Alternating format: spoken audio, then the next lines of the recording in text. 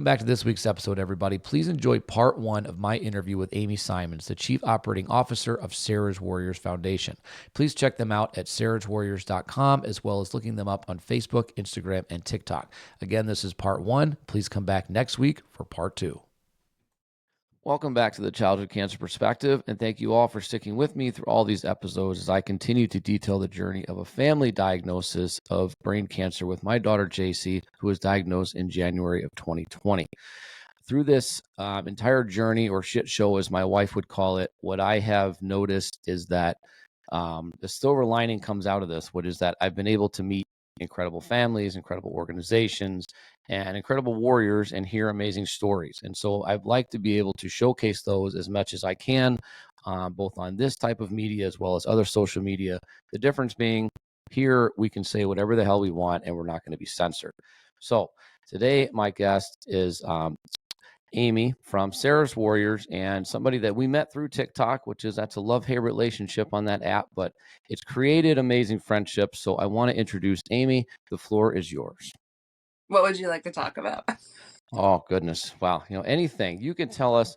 So first tell us about, why you're part of this community. Nobody wakes up at any point in life and says, we want to be part of the childhood cancer community. It just seems like a fun gang. Let's party, right? So what is your story, your shit show journey, why you're here? Well, buckle your seatbelt because it's a good one.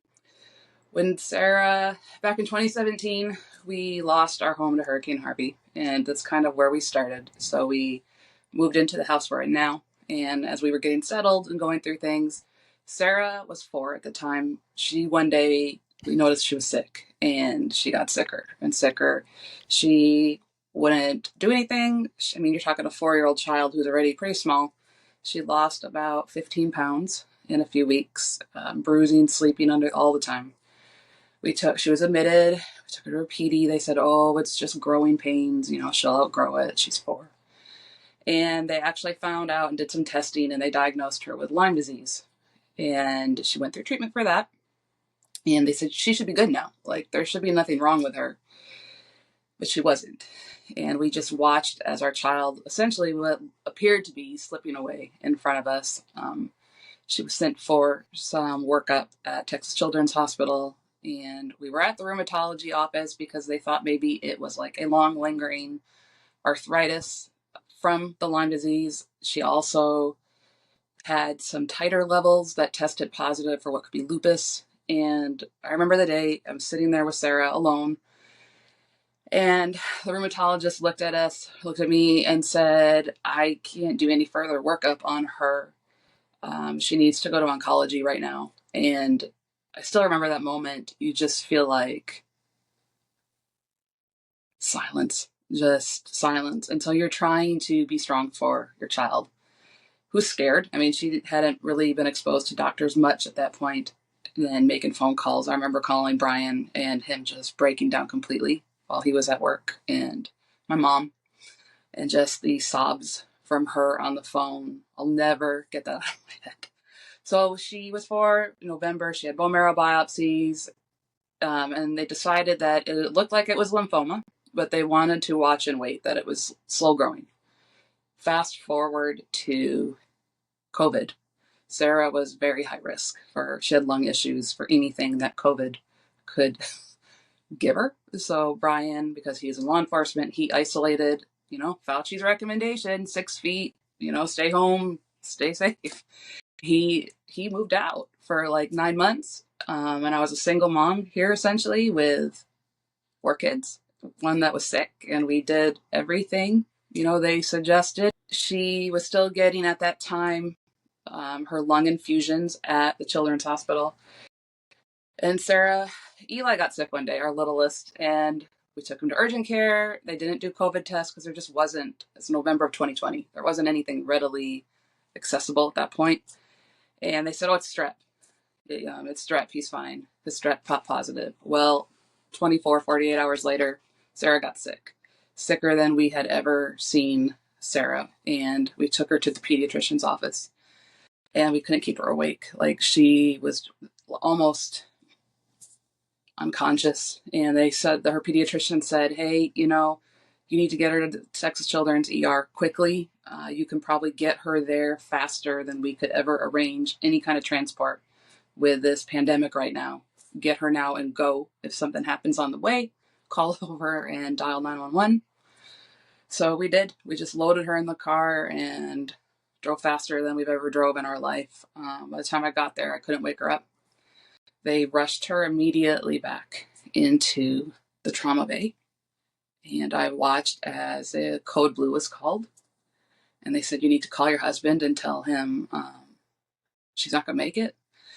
And that was the hardest phone call I have ever, holding that phone up to her ear so he could, I don't even know what he said.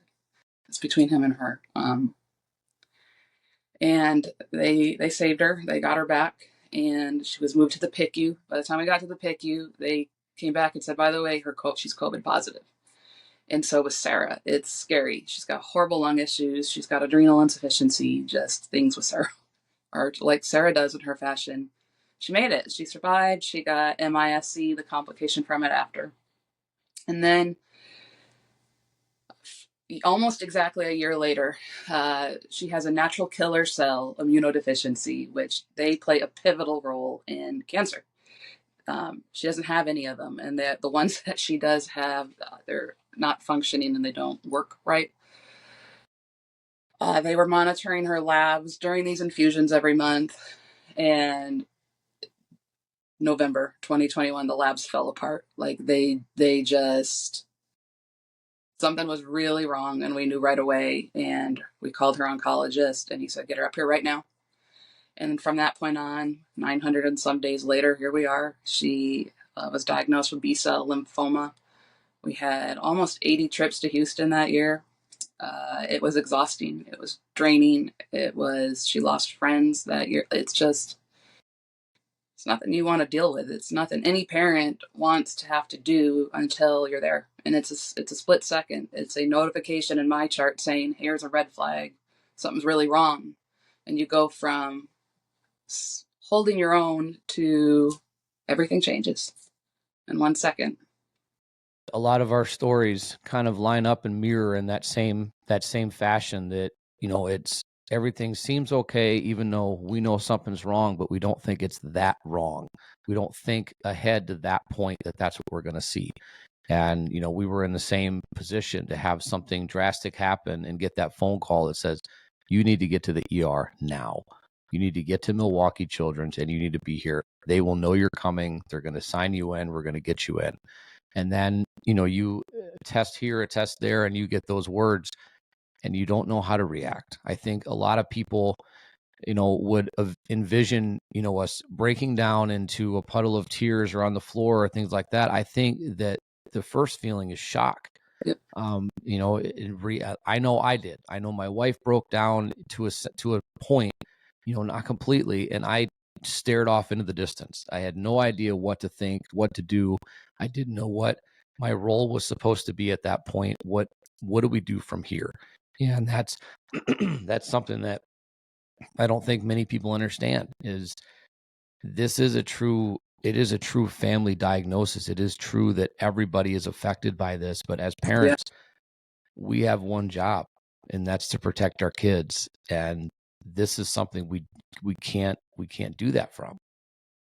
Yeah, it's I think for me specifically, is we got the diagnosis after all of the testing. I mean, and it was so extensive. And when he said, this is what it is, we were afraid to even put it out there for a few days, a couple weeks, because I think it cemented the reality of, shit, like, here we are. You just don't want to even speak it into it's already there. You're already living it, but there's just something about making it public that it's like the race starts and you still want to just be on the sidelines. Yeah. No, we were, for us, it was kind of the same situation. I put it out there, kind of looking for guidance or looking for help or comfort or whatever. I don't even know what it was at that moment, but so many of this community are thrown into this diagnosis with no support, we don't just know randomly people that are going through this. We feel like we're the only ones in this world having if you're not familiar with a diagnosis like this, you usually get about 10 to 15 people come into your room at one point. Every single doctor, whether it's PT, it's oncology, it's psychotherapy, it's your social worker, it's everybody's coming in, and you're overwhelmed already at that moment. And then when you get that diagnosis, when they sit down and tell you this is what it is, you are just, what do you do? You're floored at that point. You have now become what you hoped you never would by watching those commercials on TV. You never expected to be part of that community, and now you're here. What do you do? How do you move forward from this? Yeah. In the beginning, it seemed like everything was going so slow, but now we look back, and we were talking last night. I was like, Brian, man, we're almost 1,000 days into this, and it feels like some days, yeah, it's been that long, but most of the time, I still see little Sarah, and that just skin and bone, sick little girl covered in bruises. It's just weird. It's just an odd spot. I don't know. Yeah, and I think that it really truly proves how vulnerable we all really are, and especially our children, to the types of things that we just can't see. We can't fight what we can't see, and this is something that internally you're trying to understand. Why me? Why us? There's no understanding. That's our biggest fight in this community in general, is that there is no understanding as to why these things happen. They just happen because of dumb, shitty luck. And it's luck that we wish we didn't have, because it doesn't make any sense. But you're going through this, and you know what? There's a difference between, I think, the mothers and the fathers that are going through this. I think Absolutely. you see mostly, and I think that this is my vision of that. You see mostly women, moms, mothers on the front lines of this, being the advocates or being the comfort, the caregivers for the children. I don't think it's not a bad thing. I'm just saying that's what we see at the most of. And also when it comes to facts, if you want more facts or more dates and times, you're going to have to ask my wife, because she'll knock those things out of the park and that stuff. I can remember the big things, and I can come back to it, but that kind of stuff she'll know right ahead of time. She was the one there getting the doctors, taking her to the ERs and taking her to the urgent cares, trying to figure out what was wrong, and a lot of times being cast off and being told, there's nothing wrong. JC, they told us it was gastrointestinal for months, and here, take more X-Lax, and take the child shouldn't have been able to walk straight. She was on so many laxatives, and it had nothing to do with what was going on at all. It was just, this is what it looks like. This is what we see. We're not willing to try any harder. Here we are. She asked me to come, like, as the other parent, as the father, as the dad. I need you to come to these appointments with me, because they don't believe me. I need you They there. don't. So They don't. And it's just, in the waiting, you're wasting precious time where you could be treating it, and getting on top. And it's just, they just want you to think that it's not out there, and it's rare, and cancer doesn't discriminate. It doesn't care what you look like, where you're from, how old you are. It's Russian roulette. You just have to hope. I just, oh. yeah, and it's a lot more, I wish, about early detection with trying to figure out what's going on with these kids. I'm not into calling people out publicly unless they really deserve it. But, there was a video like just last week, you and another person on TikTok, about how they wish maybe they are questioning whether they should have done a certain test that revealed something serious, whether they should have done it because it could have caused something bad down the line. Yeah, Absolutely. If you can absolutely do something to create early detection and catch these tumors and these growths and these cell mutations early, then these children may have that much better of an opportunity to survive them.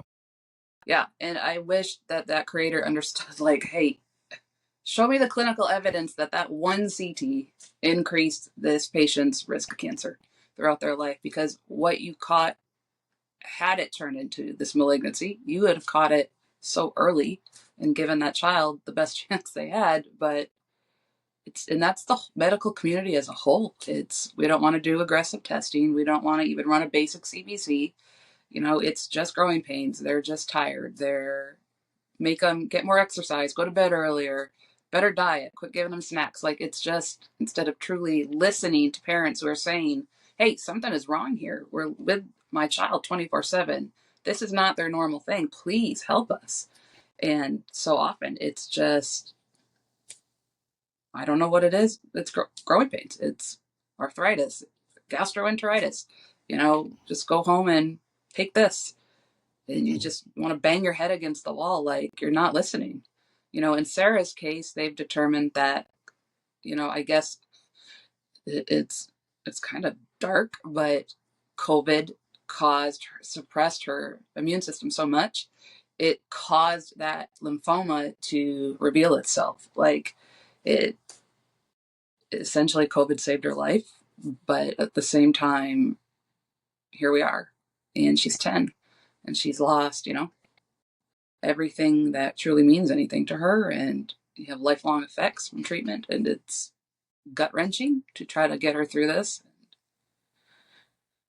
So we started our nonprofit to just, pay it forward and give her something positive to focus on. It works some days, most days, not all the time, but Yeah, no, I mean, you talked about, like, we as parents, as caregivers, you understand what your child's baselines are. You understand your kids better than anything. There's no doctor on the planet that's going to walk in a room to a mother or a father and say, I know your child better than you do, because that's just not the case. Medically, on a chart, on with dots and numbers, maybe you can understand them on a genetic level in that sense, but we know what our kids' baselines are. We can tell you when something's not right, when something is off, when their personality is wrong, when their eating habits are different, when things change, when they're not growing up the way that they should, or being just that kid. And we are, as parents, like I said, we are cast off in so many instances because we're the medical team. We're here as the doctors. You need to listen to us. We are numero uno. There is no other person that's going to tell you differently. It's what I say goes.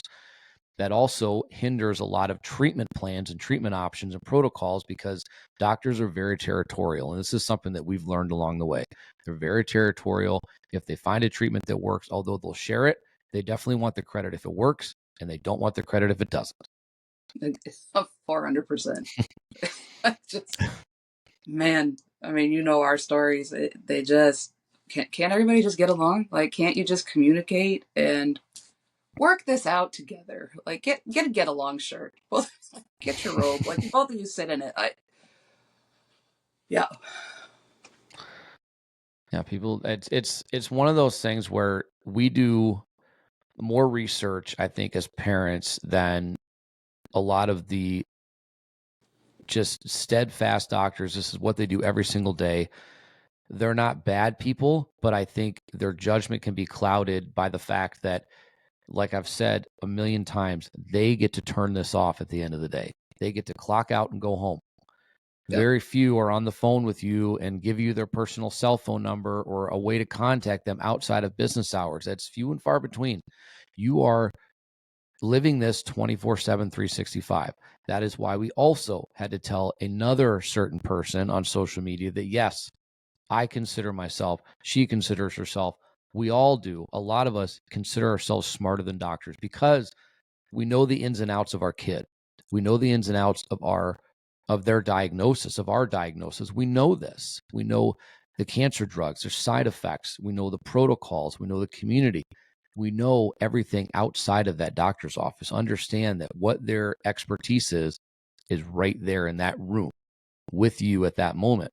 When you leave, you're still living it. You're still on the clock 24/7. Our daughter passed away on July 3rd of 2021.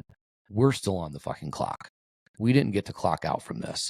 We're still living this every day, trying to get more and more people to listen, to understand why we're so fired up, why we're angry, why we're irritated with having to continually educate people on something that should be so nonpartisan. Our kids.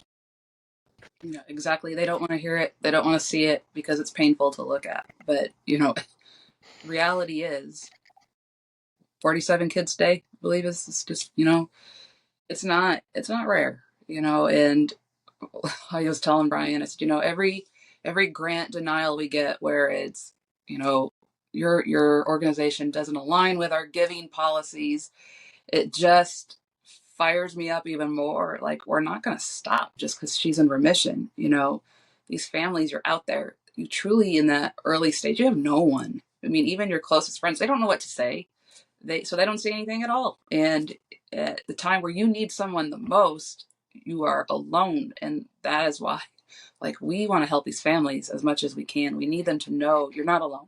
No one fights alone. It's a club you don't want to be in, but we'll fight for you. It's Mm-hmm. Yeah. And so you said a word, and I want to make sure that everybody understands. So she's in remission, so she's okay, right? Everything's good. Everything's fine. We don't need to worry anymore. that you gotta go there, huh? Like, I wish people knew. Like, look at leukemia patients; they're in remission usually within the first 4 weeks, but that doesn't mean you're done. You get maintenance treatment, you get ongoing. It does, like doxorubicin that she got before her CAR T. Like, they have to watch her for 20 years. It can cause issues 20 years later. I mean, it's so mind blowing. Like, one medication can. Oh, yeah. But you're not done. Remission doesn't mean done. It just means that the cells are suppressed enough that it's no longer like an active.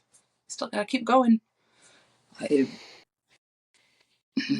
yep.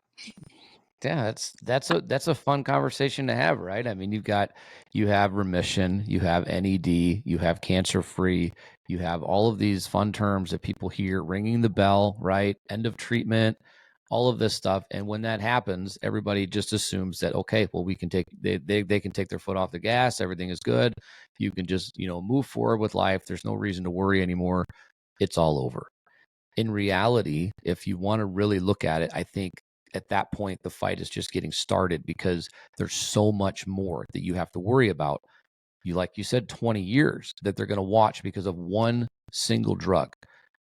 These side effects that come with these drugs, the big ones, right? Infertility, deafness, secondary cancers, that's a huge one. You can get secondary cancers from the treatments of your cancer.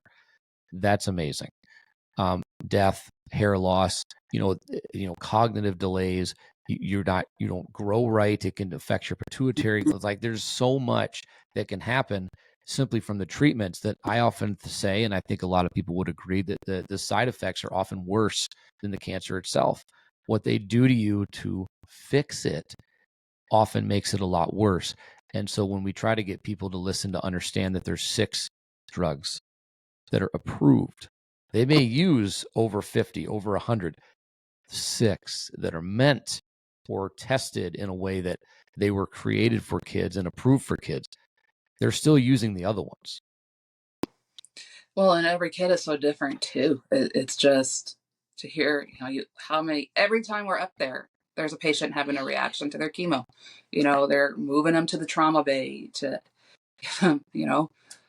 Benadryl and trying to stop the reaction because they're so aggressive on these little kids' bodies. They're not designed to get those meds. And to hear, like, we don't know what it's going to do. We're going to try this. Like, let's try it this month. Like, how about you do some research and just find something? It just want to. You do not want to hear your doctor say, we're going to give this a try. We're just going to give it a shot. We have no idea if it's going to work or not. And the reality of the situation is, if they don't know if it's going to work, you almost want to walk away from it. But you can't. No. No, you can't. And it's a nightmare every day. They give us percentages of survival. With every type of cancer has a survival rate. It has a percentage out there, but there's 100% chance of we know exactly what's going to happen if we don't try something. So even if, some of these more aggressive cancers have a less than 5%, a less than 1% survival rate, they are terminal at diagnosis, but you still try because you never know. Something might happen. There are amazing and incredible and bright and brilliant researchers out there that are working on the next big thing, but don't get the opportunity to bring it forward. And I hope one day that that's different. I hope that those discoveries are able to come forward and be able to make a difference, especially with these kids, because, the big numbers, well, not a big number, but the 4% that we hear about that the government gives to us. Last year we were in DC, they told us was 8% and they were excited. That still blows. 8% is garbage. It's not, it's nothing. We like to compare it to tickets to the Met Gala. You get 4 of them for what they give for the entire year for, this stuff. What LeBron makes in a day is what they get for the entire year to take care of all kids. And when I mean all kids, I mean 80 million kids are getting use of $250 million. It's garbage. And we're trying to figure out why that is. Why is it that kids are so easy to use as a platform? Kids are so easy to invoke in every single speech that you make and everything that you want to protect them. You want to save them. All of our politicians love kids so much unless it directly affects them, and then they could give a shit. Yeah. And it's not, we've learned it's not even just politicians anymore, grants just out in the community. It's generally most people. And, even friends will say, well, just, we're tired of hearing about it. Like, we don't want to hear about it anymore. And it's really rare. You're just so deep in it that you're seeing everybody. But I've said all along, like, change your algorithm, see what's actually out there. And every day it's more and more families. It's not rare. And if local businesses won't care, why would our politicians either? And our kids don't vote. They don't buy things. They don't support the economy. They're dispensable to a lot of people. And it just makes my blood boil. As it should, and it should. Everybody should feel the exact same way. There is there's little to no support when some communities will come together and they will stick with you and they'll be there for you and back you. But a lot of small businesses or even big corporations, I think it's easy for them to turn around and walk the other way.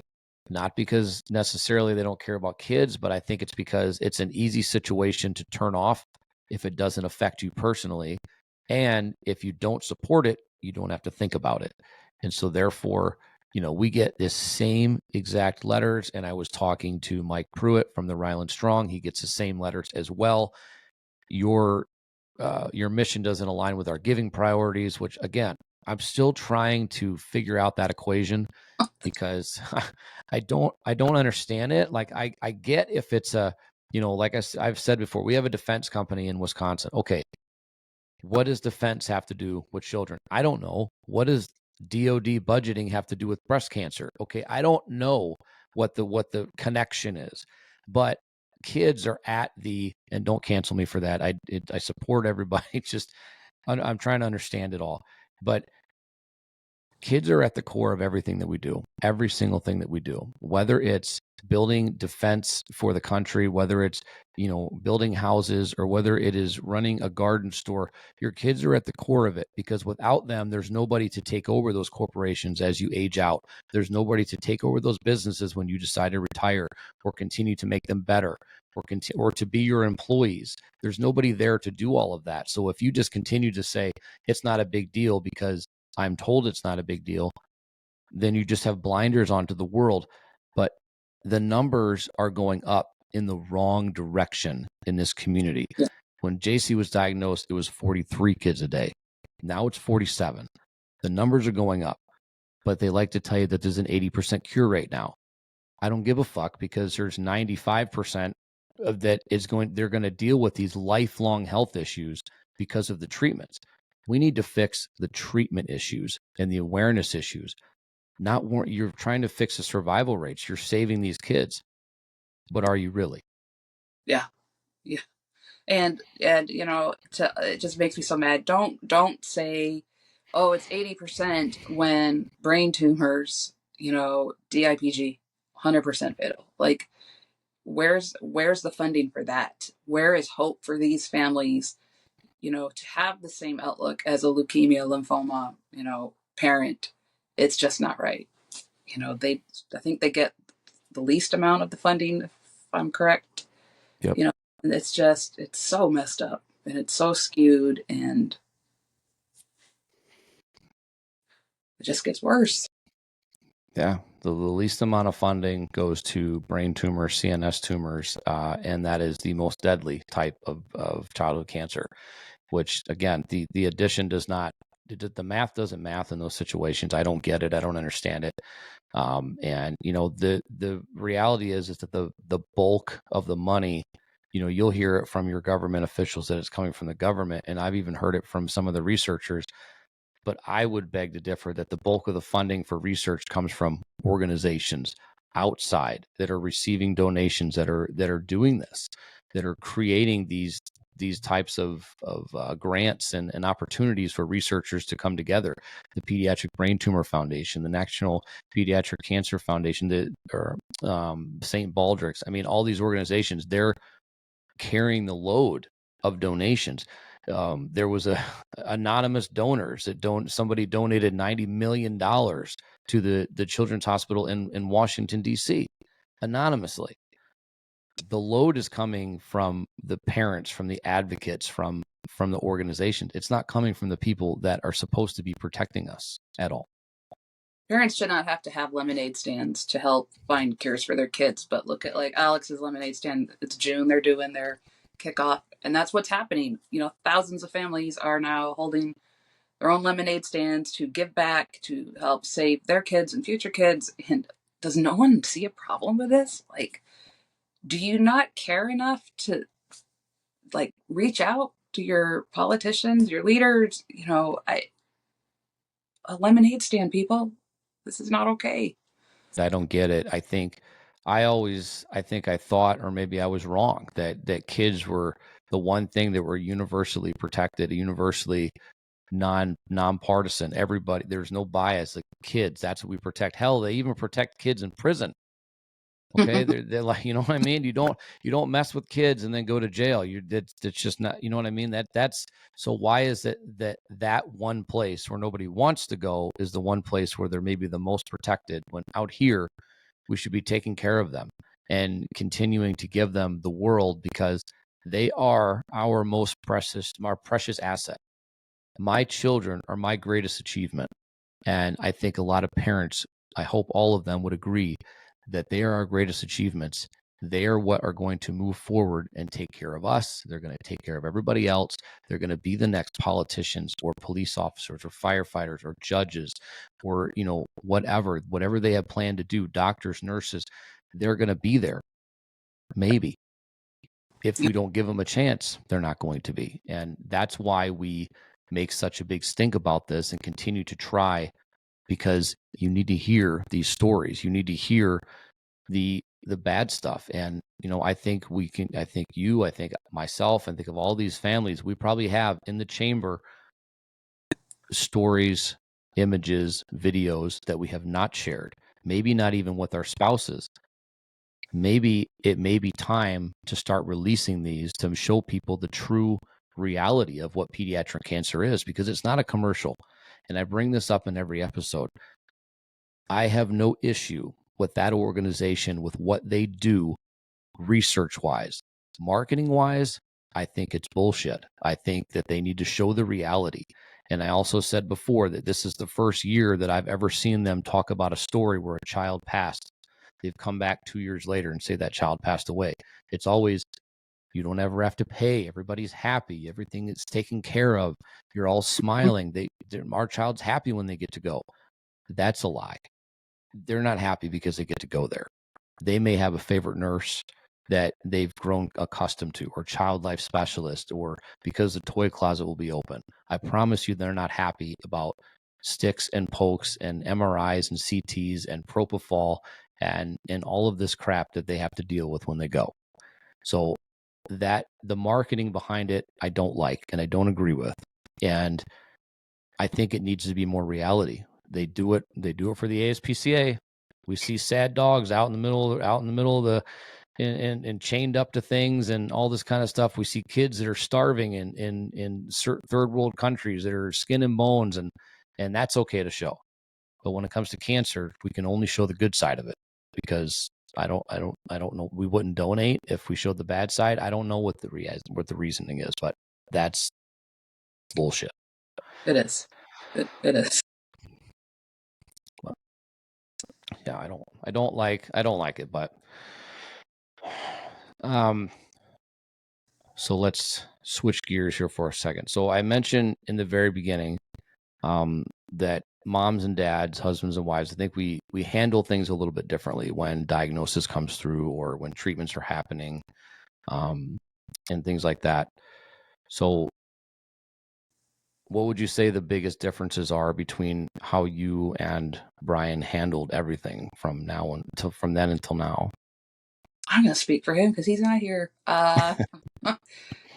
Brian manages the home front, which I'm so thankful for. We have 3 other kids, and they all are processing through it in their own way. And I can tell you how many inpatient stays I've gotten calls of just trying to deal with things from afar, and it's overwhelming. I'm always the one there with her, which that's perfectly fine.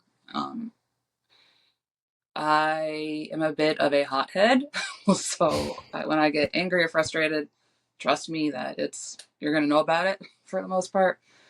But Brian, he's quiet about it. He's very reserved. I think he feels that he needs to be, excuse me, the backbone, the one that isn't phased by it, to just help hold his family up. So he works, and there's times we'll talk about it, but I don't really remember any true deep, like, emotional conversations about it, and that's cool. That's his way of dealing with it.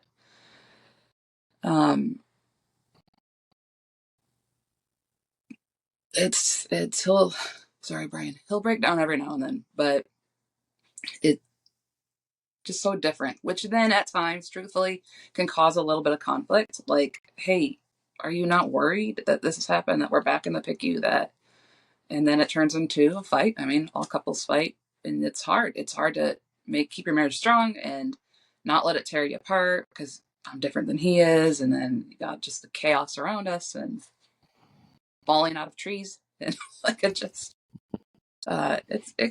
challenging. I can say with 100% certainty, the last 3 years have been very hard. Not always in a bad way, but just it's a lot that you, going into marriage, didn't think you'd have to handle. You never, if you had asked me 18 years ago, like, hey, you're getting married soon, do you think you're going to have a kid with cancer? I would probably have laughed at you. Like, it doesn't happen. I used to be that parent, but here we are. There is something else that comes up pretty frequently and that I talk about, is that there's another statistic within the pediatric cancer community, and you touched on it a little bit, and it's the 80-20 rule. And the 80 is not the best part of that rule. The 80 is actually the worst part, and it stands for 80% of couples or marriages will break apart because of a diagnosis like this. And I've had these conversations with my wife. We actually did an episode once about it. I've talked to other families about it.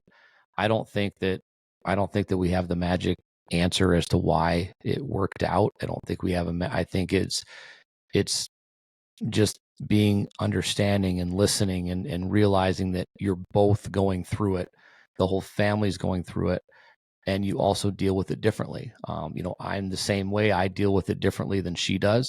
I am the emotional person, and she is the stronger, one that doesn't break down. And if she does, it means she's having a really, really bad day, where, little things like watching my daughter graduate high school is hard for me, mainly because she's growing up, but also because I know that JC will never get to do that. And that is a hard thing for me. But 20% of couples survive. When you think about survival rates, you're thinking about the children surviving the cancer. They're going on to live lives of doing everything that they wanted to do, hopefully, and hopefully the side effects don't hold them back. But there's 20% of families that are still together, whether it's through the diagnosis, whether it's through the bell ringing, or through the unfortunate passing of your child. And it's a hard reality, because the stress level and what it can do to you mentally and physically going through this is an incredible amount that you can't find ways to describe it. And so when people ask, and I've been asked, how did you guys come out on the other side? And to be honest with you, I don't know. I think that we just knew that this family was stronger than anything that you can throw at us, and we were going to stick it out no matter what. I mean, I had a preconceived idea my whole entire life. My parents divorced when I was 6. That was never happening to me. So I think that was a drive as well. But I think we just communicated the best we could. And yeah, we argued. Absolutely. We argued, we fought. You go through days, 48 hours plus not sleeping. You're tired. You're exhausted. I don't understand exhaustion until you're doing things robotically and like a zombie, and trying to figure out just life at, whatever time in the morning. And when some of these drugs, they also make your children not sleep, like ever. And that means you're not sleeping. And so there's a lot. So yeah, I don't know what the magic answer is, but I know that number, I wish there was a way that we could change that as well. And I also want to say that I want to normalize the fact that for men, for fathers, for dads, it's okay to be emotional. I know that, I think it's in our DNA that we're supposed to hold the house together. We're supposed to carry the load, and we're not supposed to show emotions, and societal norms are telling, don't screw all that. Yeah.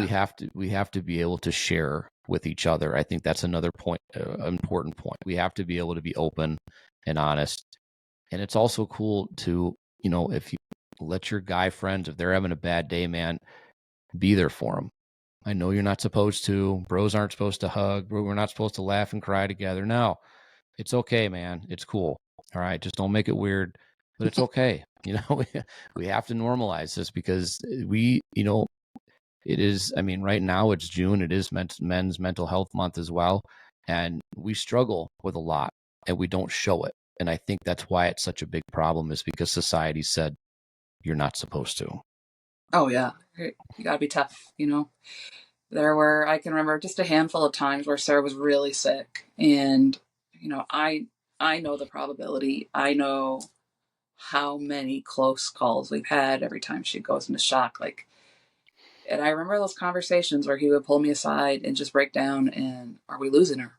And, same thing. I don't have a magic answer for this, Brian.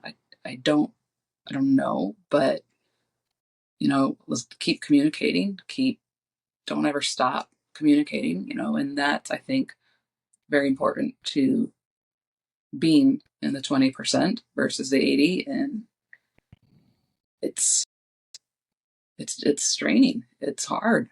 And I thought when you grew up, you would have all of the answers would be gifted to you in this book. Like, when I'm an adult, life is going to be great. Like, no, it's a train wreck.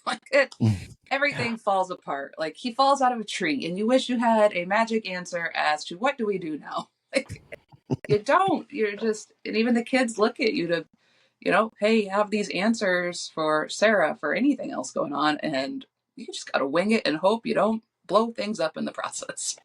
Yeah. It's mentally just a challenge at times. And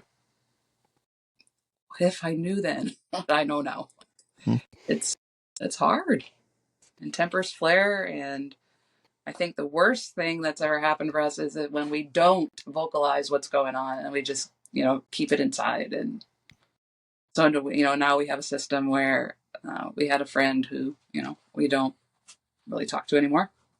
And they couldn't understand why I wasn't calling them with updates on Sarah on clinic days. And the policy is, I don't talk about it. I used to talk to Brian about it in the car on the way home. It's a 2-hour drive, and that turned out to be a little dangerous.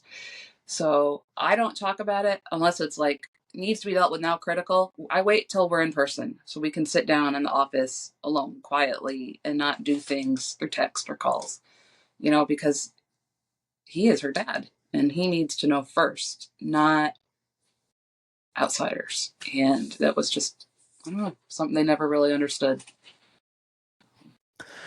Yeah, we're from diagnosis day or from the first admission in the hospital and things like that. I think the world expects you to update them minute by minute about what's going on. I know that I simply used Facebook, and I'd put an update out when I had time, and that was the end of it. And of course, I had about 170,000, Facebook messages and text messages, and I got back to them when JC was sleeping, or if she was in an MRI or something like that, and then that was fine. But yeah, everybody expects that you need to be updating them on a daily basis, on a second by second, and no, nobody deserves anything except for the people that are in that room, that are there with her, and you get to those updates when you have an opportunity, when you have a chance, and if you even want to. Nobody else deserves to have minute by minute, play by play of what's going on, unless you let them into that circle. And I've also mentioned that circle as well, is that if we let you into this circle, it's because we trust you and we feel like you can be a vital part of what we're doing, both in the fight and in outside in our organizations and stuff. We've let you in. Don't break that trust and don't screw that, because once you do, that's the end of it. There's no respect is earned, and so is trust. And if you break the trust, as far as I don't let people back in. Once that happens, I'm done. I move on. Yeah. Much like we have to purge a lot of people from our lives when a diagnosis like this comes on.